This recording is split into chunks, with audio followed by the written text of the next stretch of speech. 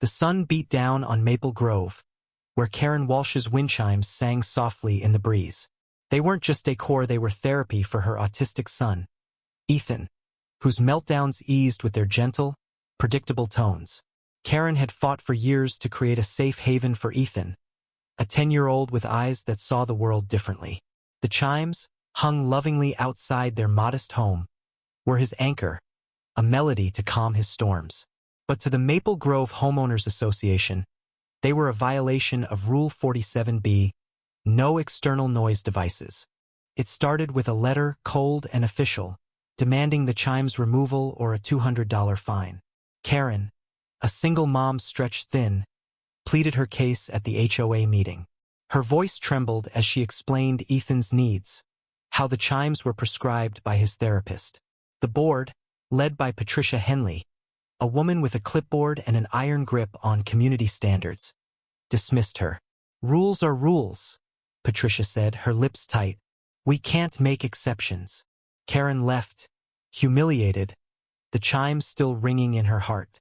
Tensions boiled over when Patricia showed up at Karen's doorstep, flanked by a neighbor, Tom, who'd complained about the noise. Karen stood in her yard, clutching the chimes, her knuckles white. "You don't understand," she cried, voice cracking. "These are for my son." Patricia's eyes narrowed. "Your son's issues aren't our problem. Take them down or the fines double." Tom shifted uncomfortably, muttering, "I didn't know about the kid." The air was thick, neighbors peeking from windows, the community fracturing under the weight of rigidity versus compassion. Karen tried to comply, but Ethan's meltdowns worsened without the chimes. One night, his screams echoed through the house, raw and unstoppable. Karen, desperate, rehung the chimes at dawn. The next day, another letter arrived, for $100 fine, with a threat of a lien on her home. She felt the world closing in here, savings were gone, her energy drained.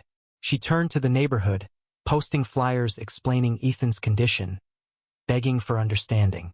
Some neighbors rallied, leaving notes of support, but others, loyal to the HOA's iron fist, scrawled, "Follow the rules" on her mailbox.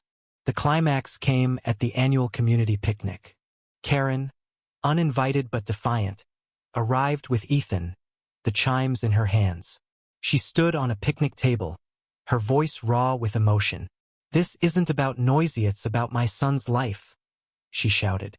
Ethan clung to her, overwhelmed. Patricia stormed forward, demanding silence, but the crowd was split. Tom, now guilt-ridden, admitted his complaint was hasty.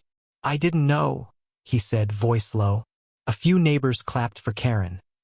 Others hissed, siding with order over empathy. The divide was stark, a community torn by rules that crushed humanity.